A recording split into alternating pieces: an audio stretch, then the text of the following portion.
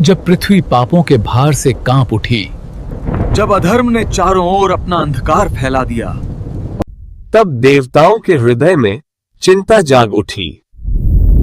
पृथ्वी अब और पाप सहन नहीं कर सकती। न हमें महादेव की शरण लेनी होगी। और तब सभी देवता कैलाश की ओर प्रस्थान कर गए। प्रभु, पृथ्वी को शुद्ध करने का उपाय बताइए। मेरी तपस्या से एक पवित्र धारा अवतरित होगी, जो केवल स्नान से नहीं, दर्शन मात्र से पाप हर लेगी। महादेव की तपस्या इतनी प्रचंड थी कि ब्रह्मांड की दिशाएं कांप उठीं।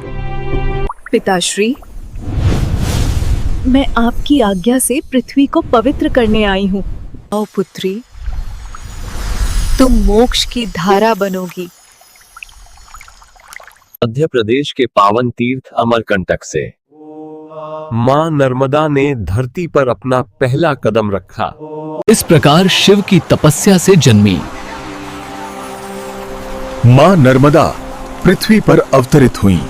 अमरकंटक से प्रवाहित होकर मां नर्मदा आगे बढ़ती रहीं। जहां जहां उनकी धारा पहुंची, वहां जीवन मुस्कुराने लगा।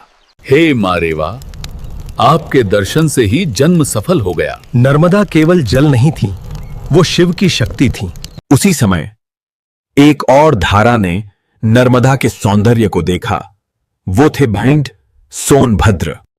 हे देवी, आपका रूप अद्वितीय है, मुझसे विवाह कर लीजिए। मेरा जन्म बंधन के लिए नहीं, मोक्ष देने के लिए हुआ है।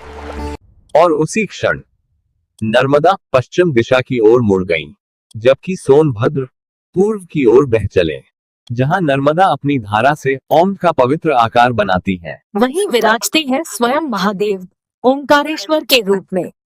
लेकिन उस समय नर्मदा तट पर, हे नर्मदा माता, हमारी रक्षा करें। ऋषियों ने तपस्या आरंभ की।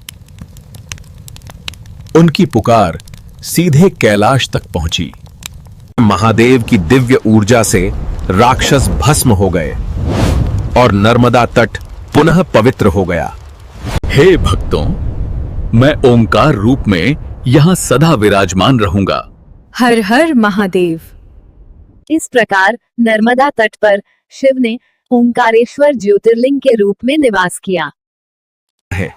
नर्मदा परिक्रमा 3 वर्ष 3 माह 13 दिन नंगे पांव बिना नदी पार किए। नर्मदा परिक्रमा एक कठिन तपद, एक अटूट विश्वास, धूप, प्यास, थकान, लेकिन विश्वास अडिग।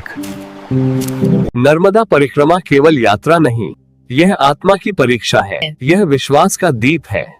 अमरकंटक से आरंभ हुई यह धारा अब अपने अंतिम संगम की ओर बढ़ रही थी।